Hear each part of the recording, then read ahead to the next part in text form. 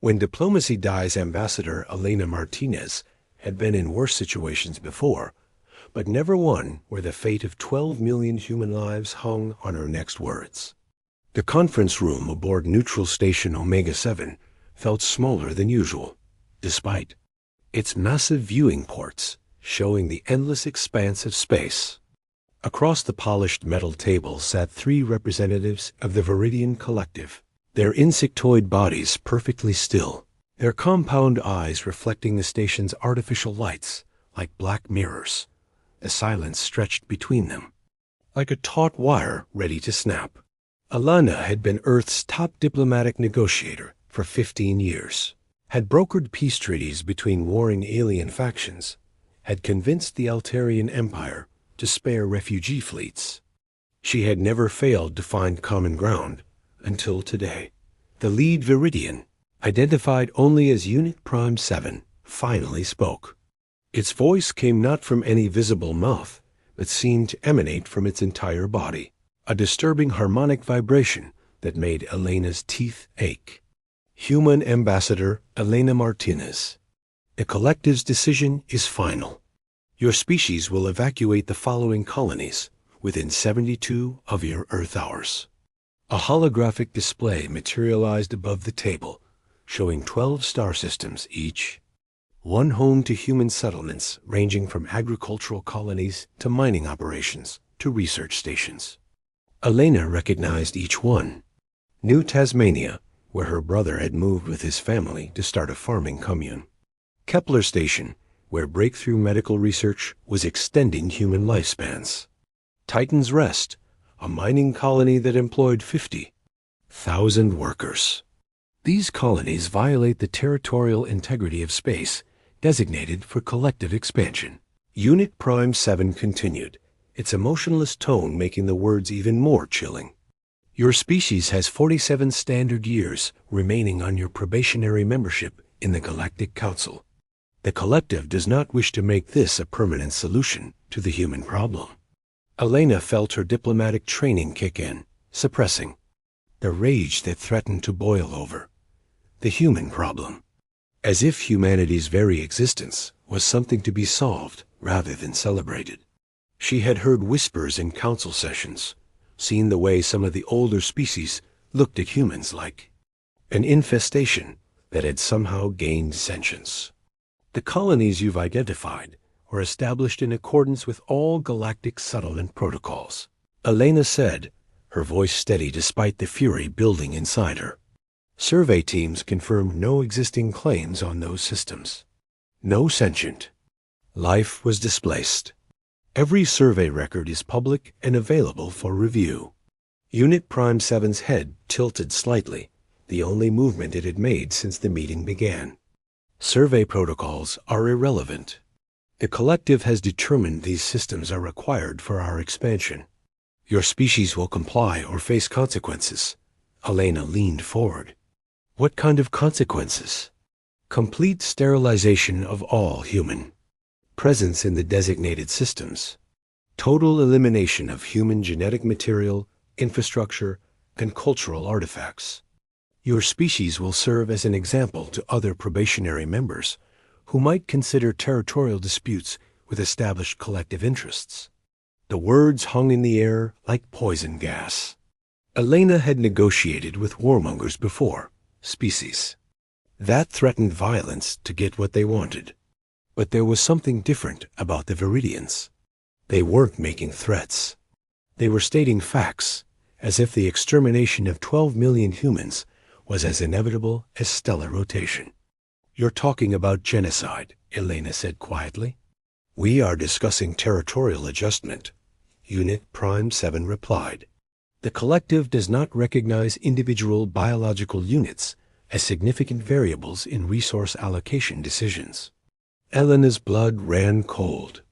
The Viridians were a hive-mind species, and she suddenly understood that they literally could not comprehend the value of individual human lives. To them, humans were just another resource to be allocated or eliminated as needed. I need to consult with my government, Elena said. Consultation period, 72 hours. After this time, Sterilization protocols will commence automatically. The collective does not negotiate. The three Viridians rose simultaneously and left the conference room without another word, their movements perfectly synchronized. Elena sat alone for several minutes, staring out at the stars, before activating her emergency communication linked to Earth. President Sarah Kim looked exhausted even through the holographic projection. She had been Earth's leader for 3 years, elected on a platform of peaceful expansion and diplomatic cooperation.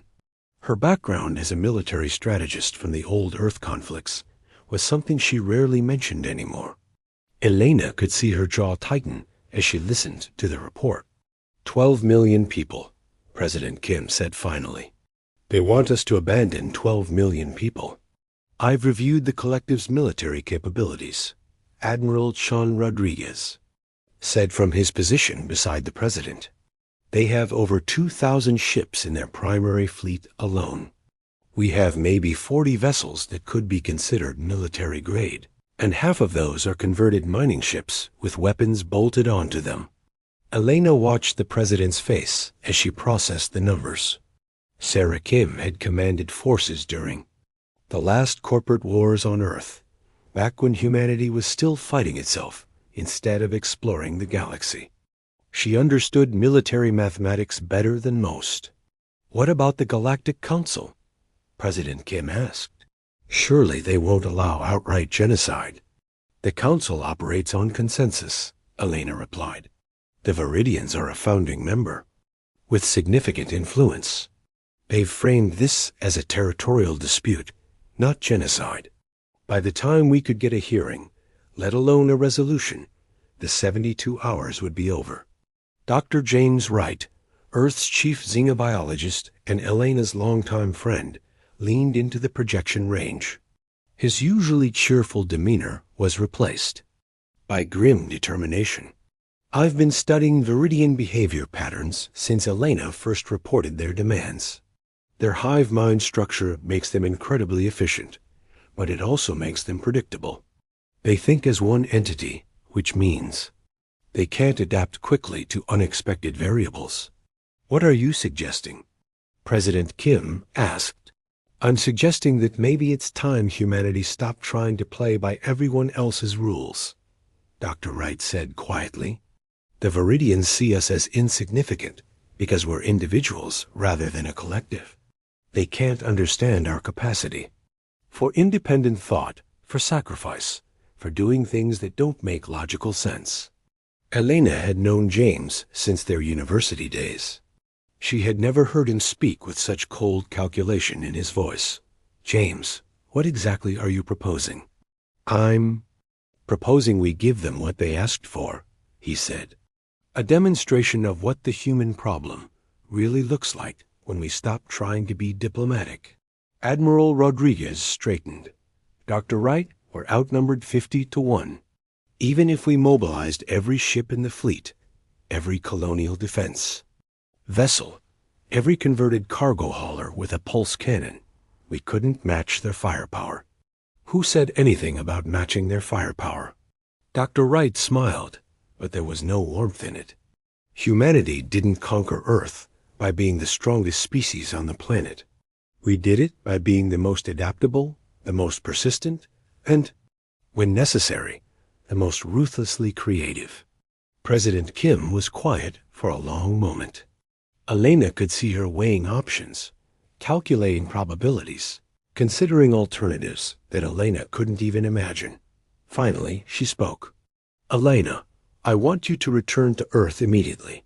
Dr. Wright, I want a full analysis of Viridian capabilities and weaknesses on my desk in 6 hours. Admiral Rodriguez, begin quiet mobilization of all available vessels, but keep it low profile. I don't want to give the Viridians an excuse to accelerate their timeline. Ma'am, Elena said, what should I tell the Viridians if they contact me? Tell them we're considering their generous offer, President Kim said, her tone dripping with sarcasm. Tell them we need the full 72 hours to coordinate such a massive evacuation. Buy us time. Elena nodded, but she had to ask the question that was burning in her mind. Sarah, are we really going to evacuate those colonies? The president's expression hardened. Elena, my daughter lives on New Tasmania with her husband and their 2 children. My daughter-in-law is pregnant with twins. Do you think I'm going? To abandon them to satisfy some alien hive mind's expansion plans? But the military situation is what it is, President Kim interrupted. But the Viridians made one critical error in their calculations. They assumed that humanity would respond to this threat the same way other species would. They assumed we'd weigh the odds, make the logical choice, and sacrifice the few to save the many. Elena felt a chill run down her spine. She recognized the tone in Sarah's voice.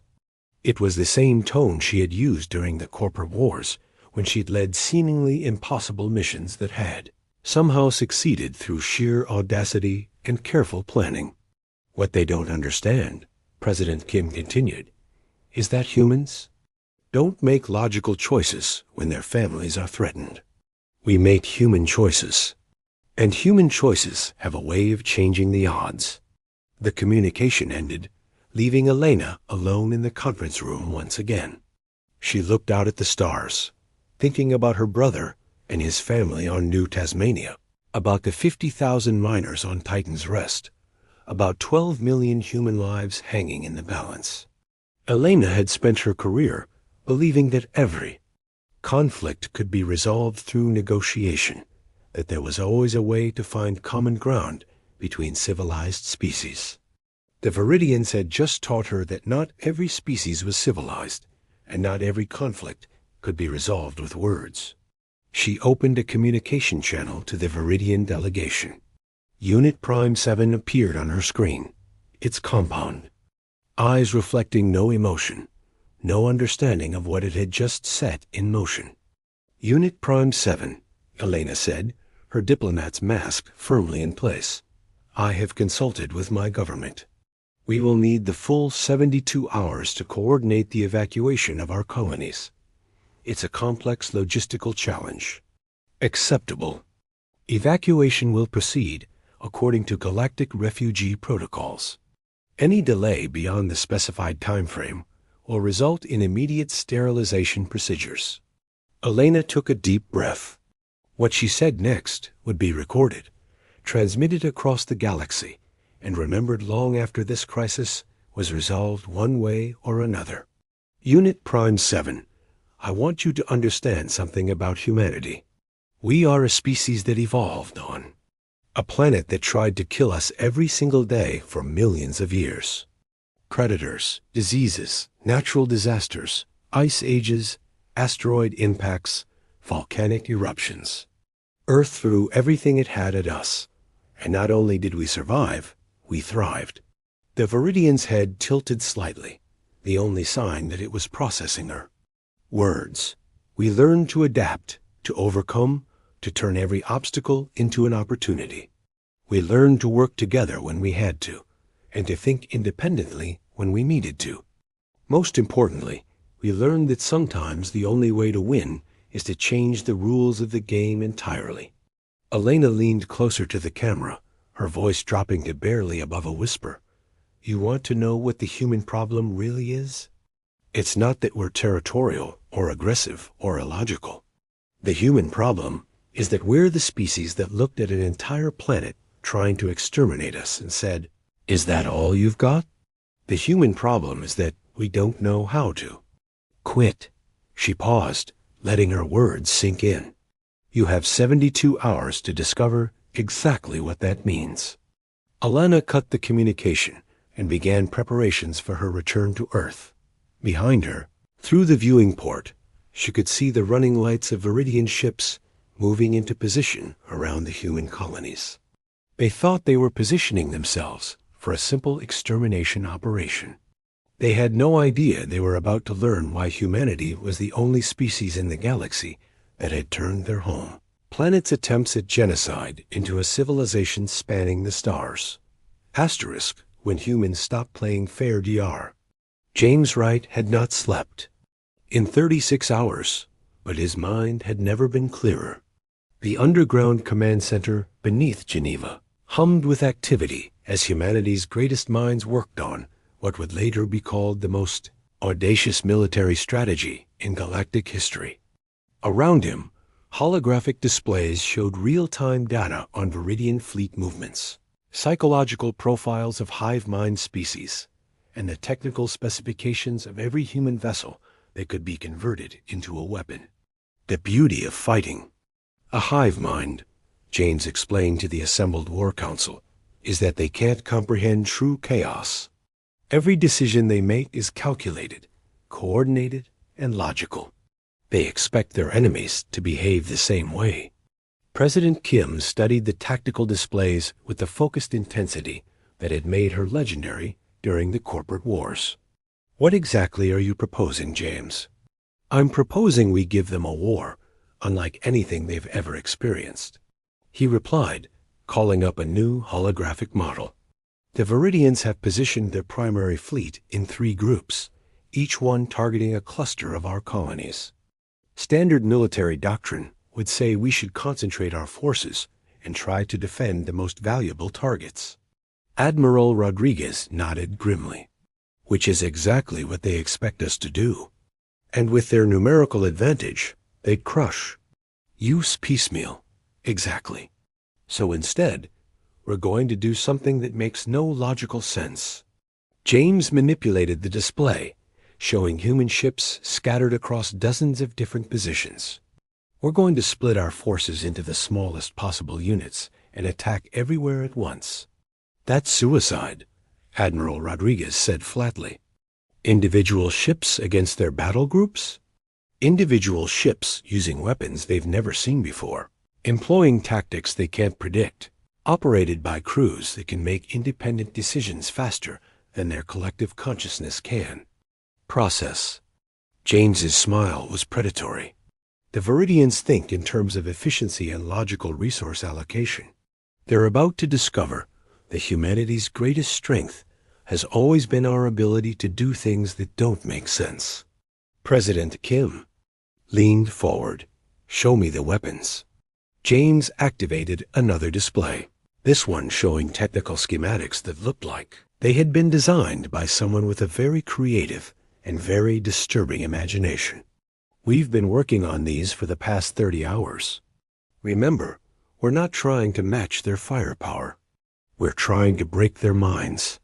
The first weapon system appeared on the screen. Electromagnetic pulse mines with a twist. Instead of just disabling their electronics, these emit a specific frequency that disrupts the quantum entanglement fields the Viridians use for hive mind communication. Cut off from the collective, individual Viridian units become confused, disoriented, and essentially helpless.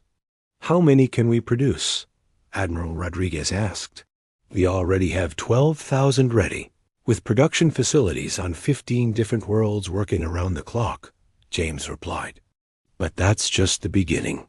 The display shifted to show what looked like a standard cargo container. Nanobotic swarm dispensers. We load these onto cargo ships and freighters, make them look like desperate evacuation vessels. When the Viridians move in for the kill, the containers release millions of self-replicating nanobots programmed to interface with Viridian technology.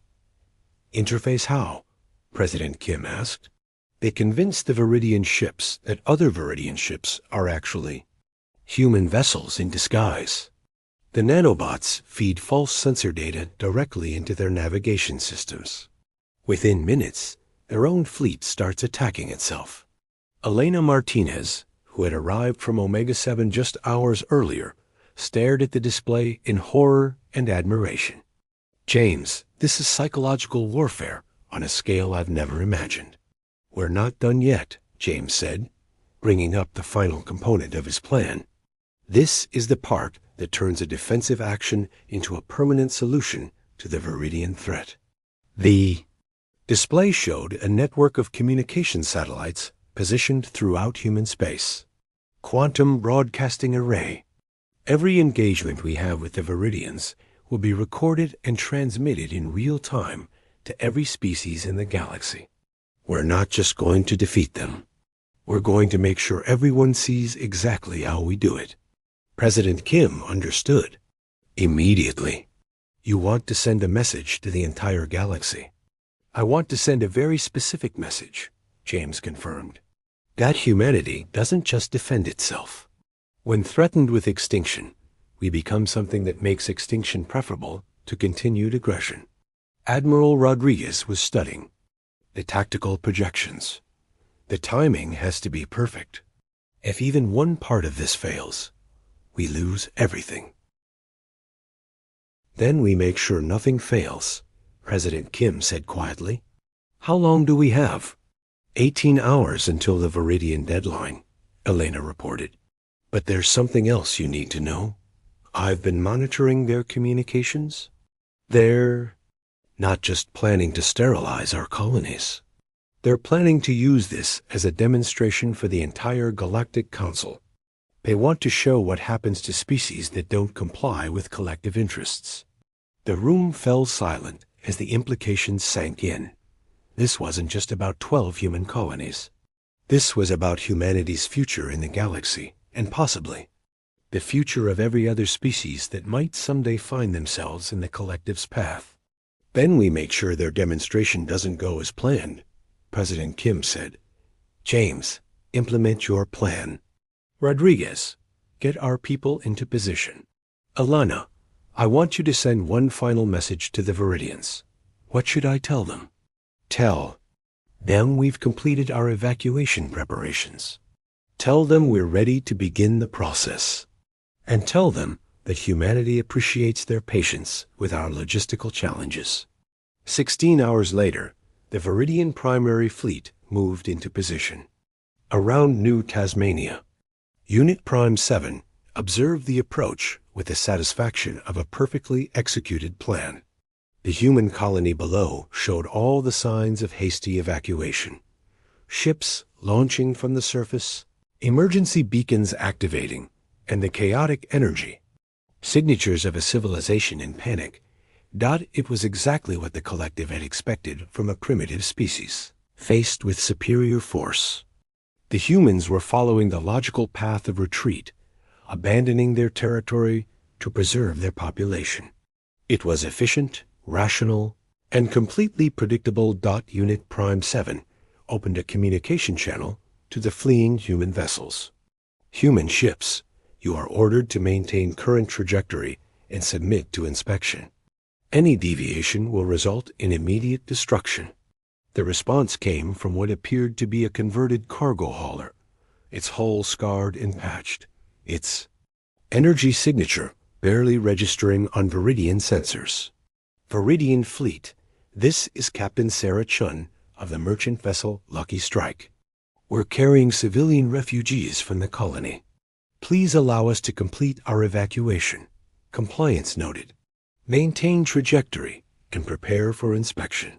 Unit Prime 7 felt the satisfaction of the entire collective as they watched the human ships limping away from their abandoned colony. This was how primitive species were supposed to behave when confronted with superior force. Logical, efficient, and ultimately irrelevant. The first indication that something was wrong came when the Lucky Strike's cargo containers began to open.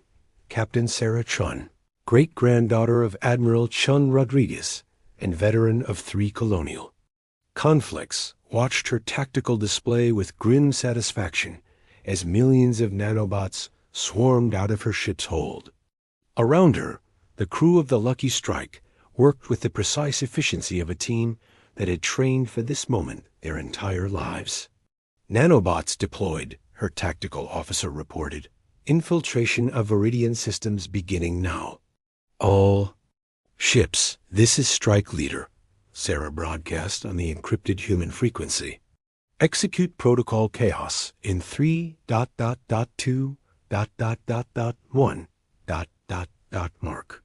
Across the star system, 47 human vessels that had been disguised as helpless evacuation ships suddenly transformed into something the galaxy had never seen before. Pulse weapons designed specifically to disrupt Viridian communication networks fired in perfect coordination. Electromagnetic fields that interfered with hive mind connections activated simultaneously. And millions of nanobots began convincing Viridian ships that their fleetmates were actually human vessels in perfect disguise. Unit Prime 7 experienced something that no Viridian had felt in over 1,000 years. Confusion. The collective consciousness that had guided the Viridians through centuries of conquest suddenly fractured as individual ships found themselves cut off from the hive mind. Without the constant flow of coordinated thought, Viridian units began to panic. The tactical display showed chaos beyond Unit Prime 7's comprehension. Viridian ships were turning their weapons on each other, convinced by the nanobots that they were fighting human vessels. The few ships that remained connected to the collective were receiving contradictory information from their sensors, their computers, and their own crew members. But the worst part was the realization that this was not random chance or lucky accidents. The human attack was perfectly coordinated, precisely timed, and devastatingly effective. Every weakness in Viridian technology and psychology was being exploited simultaneously. Unit Prime 7 tried to re-establish communication with the collective, but found only static and confusion. It opened a channel to the human vessels, its voice for the first time carrying something resembling emotion. Human vessels. This is Unit Prime 7 of the Viridian Collective. We demand an immediate ceasefire and explanation for this unprovoked attack.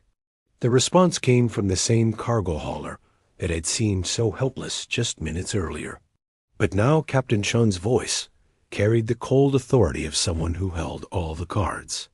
Unit Prime 7, this is Captain Chun of the Human Defense Force. There is no ceasefire because there is no war. This is pest control. The communication channel switched to a broad-spectrum broadcast that would reach every corner of the galaxy.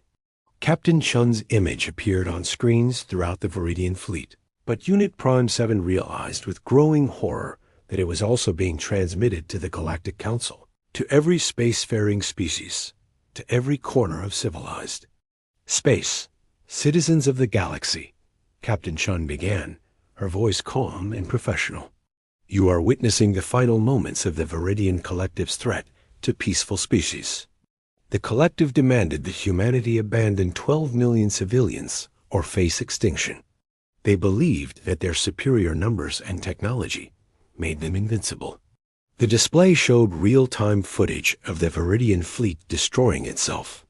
Ship after ship turning its weapons on its fleetmates in nanobot-induced confusion. They were wrong. Humanity does not abandon its people. Humanity does not submit to threats. And humanity does not fight fair when the survival of innocence is at stake.